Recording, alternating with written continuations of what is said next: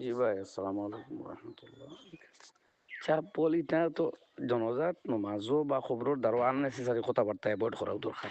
আমরা মানুষের একটা অভ্যাস হইছে খালি মাথা কথা করো, দোয়া করো, জিয়ারত করো। এটা কেউ এটা হওয়ার জরুরত নেই। এটা তুই এলানোর কোনো আসল আছে নি?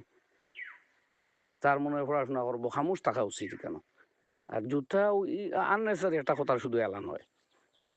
এখানেও যদি জুতার তলে জাগাত না পাক থাকে তো জুতা পাক হোক, জুতার তল যদি পাক থাকে তো প্রশ্ন হয় না।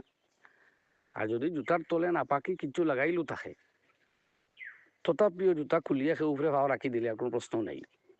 ইয়ান যেমন উদাহরণ দিয়েছেন কিতাব যেমন কাঠর টুকরা যদি নাপাক জায়গার উপরে কেউ কাঠর রাখে, তক্তা এখন রাখে এর উপরে নামাজ পড়ে নামাজ হইব।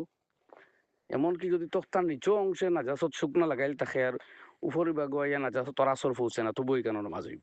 সেই হিসাবে আমরা যেটা প্লাস্টিক শু ইত্যাদি জুতা আছে এর তলে যদি নাপাক থাকে আর ফাও খুলিয়ার উপরে রাখে তো কোনো প্রশ্নও নাই। আর এখানে নাপাক থাকে না, জাগাত নাপাক থাকে তো চপ্পল ফাও দিয়েও নামাজ পড়তে কোনো বাধা নাই।